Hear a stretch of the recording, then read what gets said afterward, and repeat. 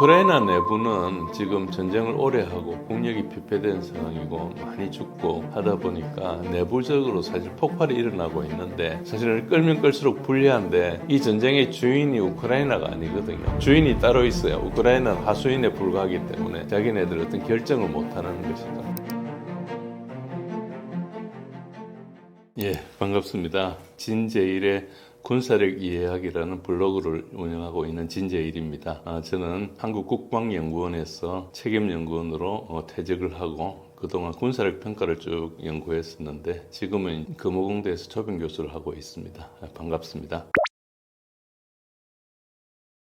이제 러시아군이 모든 전선에서 진격 중에 있습니다. 과거에는 쿠르스크 지역에 이제 우크라이나군이 들어가기도 하고 일부 시도도 했었는데, 지금 다 이제 밀려나가지고 이제 우크라이나군은 이제 자국 내로 이렇게 후퇴하고 있고, 러시아군은 거의 모든 전선에 진격하고 있습니다. 그 쿠르스크에서 이어진 수미 지역은 이제 푸틴 대통령이 완충지대를 확보하라 이런 이제 그 명령을 받고 러시아군이 활발하게 진출을 하다가 장애물지대에 봉착했습니다. 그래서 우크라이나군이 후퇴하면서 지뢰지대를 설치해가지고 지뢰가 많이 깔린 상태에서는 이제 대규모 기동이 못 되고, 현재는 분대 수준의 기동을 하고 있습니다. 그것도 세 사람 이렇게 종대로 써서 세 사람 이렇게 이제 가고 있는 상황입니다. 쭉 가다가 이제 그렇게 된 상황이죠. 그래서 장애물지대를 개척하지 않으면 못 가게 돼서 이제 북한군 공병을 투입해가지고 그 지뢰지대를 이제 다 개척을 하고 나면 이제 계속 진출을 하겠죠. 그럼 그 뒤에 이제 보급로에 대해서는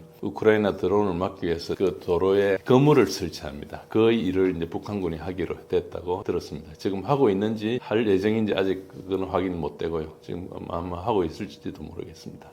그리고 이제 두 번째는 루한스크주 4개 주를 이제 러시아가 합병하고 2029년도에 선언을 했죠. 그 4개 주가 루한스크, 도네츠크, 자포로자 그리고 헤르손인데, 맨 북쪽에 있는 루한스크주 전체가 이제 러시아에 의해서 함락됐습니다. 그리고 도네츠크에서는 이제 드네프로 페트롭스크라는 새로운 주가 있는데, 그 주에 이제 진격을 해가지고 한 개 마을을 정복한 상태입니다. 그래서 이제 그게 계속 시시각각으로 이제 그 상황이 바뀌고 있는 상황인데, 이제 특징은 그동안에는 도네츠크 안에만 있다가 그걸 경계를 넘어서서 이제 드네프로로 갔다는 것이고요. 그리고 미사일과 드론 공격을 매우 강화하고 있습니다. 하루에 한 500발 정도를 공격하고 있는데, 주로 집결지 그리고 보급기지, 무기고, 생산공장, 그리고 나토군의 훈련소, 그러니까 이제 그 우크라이나 서부에도 굉장히 많이 갑니다. 그래서 전역을 이제 공습을 하고 있다. 미사일과 항공폭탄과 드론으로 이렇게 하고 있다. 이렇게 보시면 됩니다. 이 뜬 그림은 금년 1월부터 시작해가지고 최근 6월 29일까지 러시아가 드론과 미사일을 가지고 우크라이나를 공격한 그래프입니다. 한눈에 보셔도 아시겠지만 지금 최근에 엄청나게 많이 증가한 것을 알 수 있습니다. 그래서 지금 저런 식으로 이제 막 때리니까, 특히 그 목적이 뭔가 하니까 전방보다는 후방에서 집결하는 지역, 그러니까 우크라이나가 전쟁 지속 능력을 마비되는 그런 상황이 오고 있습니다. 예, 군사적으로는 이 지도는 약간 한 3, 4주 이상 된 지도인데요. 이 지도에서 제가 이제 강조하고 싶은 것은, 지도에 얼룩덜룩한 것들은 전부 다 그 자원입니다. 지하 자원을 표시한 것이고요. 이제 그 빨간 선이 이제 경계선인데, 제가 화살표를 5개를 이렇게 꼬불꼬불하게 그렸습니다. 여기서 뭔가 하니까, 이제 현재 전선을 만약에 뚫고 나오면 러시아가 어떤 방향으로 진출할 것인가를 예상한 겁니다. 주로는 드네프로 강서 쪽까지 이제 계속 이제 밀어붙이는 것이고, 그리고 이제 일부는 키예프도 갈 거고 일부는 오데사까지 갈 거다. 그래서 그렇게 목표를 보고 있고, 궁극적으로는 키예프, 드네프로, 오데사를 점령하는 걸로 생각하고 있습니다. 당연히 하르코프도 점령할 걸로 보고요. 그래서 우크라이나를 거의 내륙 지방으로 만들 그런 계획을 가지고 있습니다. 그럴 거로 짐작하고 있습니다. 계획은 뭐 우리가 확인 못한 거고요. 짐작하고 있고요. 그리고 이제 최근에 루한스크를 완전히 점령하면서 리튬 강산을 러시아가 완전히 접수를 했다, 이렇게 알려져 있습니다. 그래서 저건 왜 중요한가 하니까, 지난 3월부터 시작해 한 5월, 6월까지 계속 실강을 벌이면서 미국과 우크라이나가 광물 협정을 계속 주장했지 않습니까? 거기에서 이제 히토류가 관련해서 이렇게 이제 미국이 좀 받는 걸로 이렇게 했었는데, 또 러시아가 다 점령하고 나면은 그게 없어지는 거죠. 그 자원 중에 중요한 것 중에 하나가 리튬입니다. 그래서 말씀을 드렸습니다. 예, 우선 우크라이나 내부는 지금 전쟁을 오래 하고 국력이 피폐된 상황이고 많이 죽고 하다 보니까 내부적으로 사실 폭발이 일어나고 있는데 국민들이 너무 이제 뭐 사람도 없고 하다 보니까 이제 형성이 좀 안 되고 있는 거고 군 지도부 내에서도 전쟁이 패배한 거다 사실. 그리고 러시아군이 언제든지 영토를 점령하는 시간 문제라고 자기들도 이해하고 있습니다. 그리고 이제 우크라이나 내부의 탈영병 증가나 징집 저항 영상이 계속 증가해가지고 지금은 이제 인터넷에 넘쳐나고 있습니다. 과거에는 그것도 잘 감추고 했었는데요. 상당히 잔인한 장면들도 많이 있고요. 어쨌든 우크라이나 사회의 혼란과 불만이 고조되고 있어가지고 전쟁은 이제 우크라이나가 계속 밀리고 있고 그리고 젤렌스키 지도부가 협상을 계속 거부하고 있는데 불만이 되게 많습니다. 그리고 최근에 라다라는 것은 우크라이나 국회거든요. 우크라이나 국회에서 논의하는 것들을 가만히 들어보면은 곧 협상할 것 같은 그런 신호도 좀 있습니다. 그런데 지금 아직 불확실하기 때문에 그건 지금 말씀을 드릴 수 없는데 어쨌든 좀 변화된 조짐이 있다. 그전에는 논의 자체가 거의 금기시되던 이야기들 좀 나오고 있거든요. 그래서 상당히 이제 변하고 있다 이렇게 볼 수 있고 러시아는 계속 새로운 뭐 협상 테이블을 열면 더 나쁜 조건을 제시할 거를 이제 계속 시사하기 때문에 사실 끌면 끌수록 불리한데 이 전쟁의 주인이 우크라이나가 아니거든요. 우크라이나가 마스터 주인이 따로 있어요. 우크라이나는 하수인에 불과하기 때문에 자기네들 어떤 결정을 못하는 것이죠. 그래서 이제 그런 상황에 있다 이렇게 보시고요. 그다음 유럽 상황은 전쟁 장기화로 유럽도 전체주의가 확산되고 있는데 러우전으로 인해 가지고 유럽 국가들이 경기 침체나 자기네들 스스로 제재를 하다 보니까 값싼 러시아 석유가스를 못 쓰게 되지 않습니까? 그러다 보니까 고비용 국가가 됐습니다. 모든 것이 에너지 값이 가장 중요한데 에너지 값이 비싸지 버리면은 물가가 다 오르고 힘들어지죠. 그래서 이제 공장도 뜯어나가고 이런 상황이 되고 있습니다. 그러니까 실업자가도 많이 생기고 있죠. 정치 지도자들은 평화를 전혀 생각하지 않고 오직 전쟁만 지금 추구하고 있기 때문에 국민들과 매우 다른 입장입니다. 그래서 이제 선거를 통해서 민의를 반영해야 되는데 이런 민주주의가 굉장히 실패를 하고 있고 심지어는 뭐 후보 자격 이런 걸 문제 삼아가지고 선거 취소하기도 하고 이런 여러 사건들이 있습니다. 심지어 독일 같은 경우도 연정을 해가 겨우 이렇게 지금 메르츠가 총통이라 그러죠. 챈슬러라 그러죠. 총리하고 좀 다른 명칭인데 어쨌든 하고 있는데 그 메르츠에 보다 이제 선거에서 그때는 메르츠하고 연정이 이제 26%를 득표했고 이제 AfD라고 독일 대한당은 20%를 득표했었습니다. 그때 당시. 그런데 지금 겨우 이제 연정을 구성해가지고 정부를 구성한 이 단계에서 AfD가 모든 당보다 더 초월합니다. 지금 그 최고 지지를 얻고 있어요. 거기가 뭐 나치당이라고 이야기할 정도로 굉장히 극우였는데 궁극적으로 뭔가 하니까 EU 같은 거에 매이지 말고 우리는 별도로 하자 이런 이야기입니다. 그래서 EU 상황이 다 비슷하거든요. EU가 이제 약간 주권을 뺏어가니까 그리고 EU가 나서서 계속 전쟁을 하고 하니까 나라가 따라가는데 우리 각자 하자 이런 식으로 이제 가고 있습니다. 이게 계속 헝가리도 그렇고 루마니아도 그렇고 여러 쪽에서 그렇게 하고 있고요. 그런 것들이 이제 진행되고 있는데 한마디로 말씀드리면 정치 권력하고 국민들 간의 민심 위반이 급증하고 있다. 그렇게 보시면 되고요. 이제 그러다 보니까 이제 정권들이 굉장히 취약해졌지 않습니까? 계속 반대를 하니까. 그러다 보니까 이제 계속 탄압을 하죠. 그래서 전체주의화가 진행 중에 대표적인 불만 세력이 청년 실업자입니다. 일자리가 없어지면은 신규로 들어가는 사람들이 이제 일자리를 찾기 힘들죠. 이 사람들이 이제 불만이니까 불만 세력 청년 실업들 이 사람 가장 불만에 굉장히 정권으로 보면 불만을 가장 많이 표현한 위협적인 세력이죠. 나이 든 사람보다. 그러니까 이 사람들은 이제 군대로 보내면은 불만 세력이 없어지는 기능이 있죠. 그러니까 이제 또 전쟁을 준비하고 있는 겁니다. 그래서 2035년까지 GDP 5%씩 방위비에 하겠다고 이렇게 일단은 말을 해놨습니다. 실제 할지 안 할지 모르지만 외형상으로는 전쟁을 준비하는 걸로 돼 있거든요. GDP 5%가 엄청난 돈입니다. 우리나라도 2.67% 이렇게 하고 있는데 보통 EU의 국가들은 나토 국가들 GDP 2%가 안 되는 나라들 되게 많았거든요. 근데 GDP 5%를 한다는 것은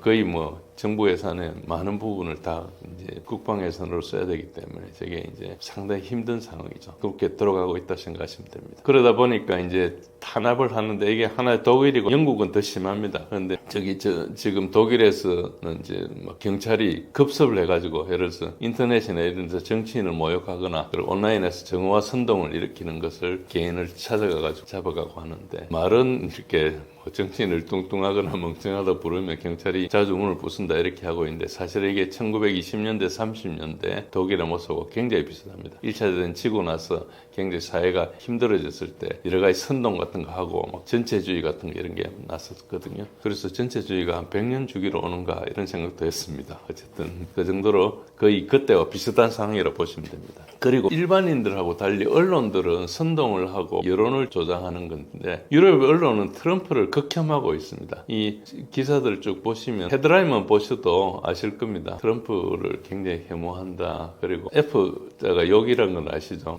욕을 쓰는 그런 것도 있고요. 그 다음에 한번 보시죠. 이게 또 이제 파이낸셜 타임즈가 대표적으로 트럼프를 공격합니다. 파이낸셜 타임즈를 아시려면 영국에 이게 이제 금융 카르텔의 대표 언론이라 생각하시면 됩니다. 그래서 이제 여기서도 뭐 굉장히 예를 들어서 얼마 전에 나토의 정상회담 오른쪽에 있는 사람은 나토 사무총장 마크 루트입니다. 네덜란드 사람인데 헤이그에서 있었던 나토 정상회담에서 온갖 아부를 다 했거든요. 그런 것에 대해서도 막 비꼬고 뭐 그렇게 한다고 될 거냐 말 거냐 이런 이야기도 하고 그런 정도의 기사입니다. 그리고 이제 대표적인 언론들의 유럽 언론들이 지난 첫 이제 석 달간 100일간의 보도 톤에서 이제 80에서 98%가 부정적이었던 하버드에서 그런 연구를 한 보고서를 냈습니다. 그거에 대한 기사가 보시면은 그러면서도 자세히 보면은 그게 좀 뭐 방법론이 안 됐다든지 이런 이야기를 하고 있습니다. 어쨌든 그야말로 그 유럽의 상정부하고 트럼프 정부하고는 굉장히 이렇게 지금 사이가 안 좋다 이렇게 보시면 됩니다. 예, 아까 파이낸셜 타임즈죠. 유럽은 어쨌든 전쟁을 계속 부추기고 있고요. 트럼프가 나토를 몰아붙이고 유럽을 불안하게 만들었다 이런 식으로 하고 있습니다. 이때까지 잘 나가고 있는데 왜 지금 이렇게 하느냐 이런 식으로 하는데 어쨌든 그러면서도 유럽이 자주 국방을 하고 전략적 자율성을 강화할 필요성을 절감해야 된다는 걸 하고 있습니다. 즉 미국이 빠지면서 유럽이 스스로 해야 되는데 유럽이 서로 단합하게 하기 위해서 미국을 계속 욕을 하는 그런 신용으로 보시면 됩니다. 그래서 언론이 저렇게 움직이고 있다 이렇게 보시면 사실에 좀 가깝습니다. 예, 푸틴은 본래부터 휴전을 반대했습니다. 트럼프 대통령이 취임하고부터 계속 휴전을 추구했었거든요. 휴전을 요청한 유럽의 입장은 뭔가 하니까 휴전을 하고 나면 그 휴전 동안에 유럽의 병기나 부대를 옮기겠다는 그런 뜻이거든요. 그러니까 이제 러시아 입장에서는 휴전해가 유리할 게 없죠. 그래서 휴전을 계속 반대했고, 이제 본질적으로는 푸틴은 투트랙 전략을 하고 있습니다. 기본 입장은 군사적으로 계속 하는 거고, 그 다음에는 외교적인 건데, 군사적 입장, 외교적 해법을 모두 아우르는 어떤 입장은 우크라이나하고 러시아가 전쟁을 하는 것은 하나의 정세이지 병이 아니다. 병이라는 것은 끊임없이 러시아를 공격하려는 서방의 의도가 병이고 우크라이나는 그 중에 하나다. 그래서 우크라이나 전쟁이 끝나고 나서도 다른 걸 시비해서 계속 러시아를 공격할 것이다. 그래서 이런 휴전이나 이런 단계적인 것보다는 서로 모여서 안보 구도를 만들어서 근본적으로 전쟁이 일어나지 않는 식으로 해결하자. 거기서 양보할 거 있으면 양보하겠다. 이런 생각을 가지고 있습니다. 근데 저 생각 자체를 유럽에서는 전혀 받아들이지 않고 있죠. 유럽하고 서방, 과거 바이든 정부부터 그랬습니다. 이제 트럼프 정부가 가서 약간 변화가 있고요. 군사적인 측면에서는 공세를 계속 강화했지만 민간인 피해를 최소화하고 요새화된 지역을 뚫으려 하지 않고 계속 포위하는 방식으로 접근하고 있습니다. 그러다 보니까 시간이 굉장히 길게 걸리죠. 다만 희생을 이제 줄이는 거죠. 그러다 보니까 이제 최근에 서부 우크라이나의 군사시설을 이제 굉장히 정밀하게 가고 해서 서부 우크라이나가 왜 중요한가 하니까 이제 폴란드를 통해서 군대가 들어오거든요. 장비 물자만 들어오는 것이 아니고 요원도 들어와요. 요즘 무기들은 그냥 무기만 준다 해서 운영을 못하기 때문에 실제로 요원들이 들어와가지고 우크라이나 군복을 입고 이렇게 일을 하는 경우가 되게 많습니다. 그래서 이제 나토에 이제 강력한 경고 메시지를 보내고 있죠. 아까 오다가 보니까 마크론이 푸틴한테 전화를 했더라고요. 3년 반 만에. 그걸 뭐 전화를 한 이유를 이제 생각해 보니까 이제 프랑스 군대가 가서 많이 죽었거든요. 그런 거하고도 관계가 있고 뭐 미국이 빠진다 그러니까 관련해서 좀 뭐 여러 가지 추측이 있는데 아마 뭐 저도 생각나는 몇 가지가 있는데 그건 다음에 기회가 되면 정리해 드리겠고요. 어쨌든 외교적으로는 러시아가 조건을 확실히 제시해놨습니다. 기본적으로는 2022년 4월 달에 우크라이나랑 러시아랑 이제 협상을 하다가 중단했던 그때 그 조건이 기본 조건입니다. 그러니까 그걸 이스탄불 커뮤니케라 그러는데 그 조건 하에서 그 사이에 이제 3년 동안 전쟁을 했으니까 전쟁 상황에서 변화된 조건을 이제 추가한 것입니다. 기본적으로는 조약을 통해서 우크라이나를 완전 중립국으로 한다. 즉 우크라이나를 오스트리아 같이 영세 중립국으로 만든다. 오스트리아는 여러 민족이 있지만 서로 차별하지 않고 이렇게 다민족 사회로 중립을 지키고 있거든요. 그래서 이제 그걸 이제 80년 동안 그걸 달성했기 때문에 이제 굉장히 좋은 걸로 보고 있고요. 그리고 이제 새롭게 병합한 영토도 지금 4개 주죠. 그것에 대해서 국제적으로 인정해달라. 그리고 모든 대러 제재는 당연히 해제해야 되고, 그리고 우크라이나 내에서 러시아 사용 주민 그리고 러시아 정교회의 권리를 보장해달라. 지금 러시아 정교회에 있던 두 번째 높은 사람이었던 그 우크라이나에 있는 그 부주교 정도 되겠죠. 제가 직함을 정확히 모르겠는데요. 그분을 이제 우크라이나에서 징집해가 군대를 보내는 그런 일이 이제 발생할 정도로 굉장히 무지막지하게 하고 있죠. 그런 부분이 있고. 그러니까 이제 당연히 정교의 권리 보장을 이야기하고 있고. 우크라이나의 비무장화와 비나치화에 대해서 조건을 걸고 있습니다. 저 조건은 이제 약간씩 조건이 바뀌었지만 저 기본 사항은 이제 아까 말씀대로 2022년 4월 달에 있었고, 그리고 저걸 확정한 게 2024년도 6월 14일 날 했습니다. 그걸 준 14 라인이라 그래요. 그걸 이제 푸틴이 러시아 외무부에서 선언을 한 상황이거든요. 그 사건에서 지금 조금도 바뀌지 않았습니다. 트럼프가 취임하고 여러 가지 노력을 했지만은 전혀 물러나지 않았습니다. 물러나면은 러시아 입장에서는 모든 게 임시 처방에 불과하다는 거죠. 그래서 다시 또 전쟁을 할 수 없으니까 이번에 있을 때 모든 걸 해결하겠다 이런 생각을 가지고 있고, 그게 가능한 이유가 전장에서 러시아가 압도적으로 이기고 있거든요. 그렇습니다. 예, 러우전도 그렇고, 그리고 이스라엘 이란 전쟁도 그렇고, 여러분들이 어떤 소식을 접하고 어떤 식으로 보고 계신지 모르지만 제 나름대로 이제 설명을 드렸습니다. 부족할 수 있죠, 당연히. 그렇지만은 지금 이 복잡한 현상을 이해하기 위해서 진실을 알려면은 노력이 필요하거든요. 그래서 그냥 흘려 듣지 마시고 조금 더 진실에 접근하고 싶으신 분들은 이제 제 말씀을 참고하셔서 그리고 이렇게 보시면 도움이 되고요.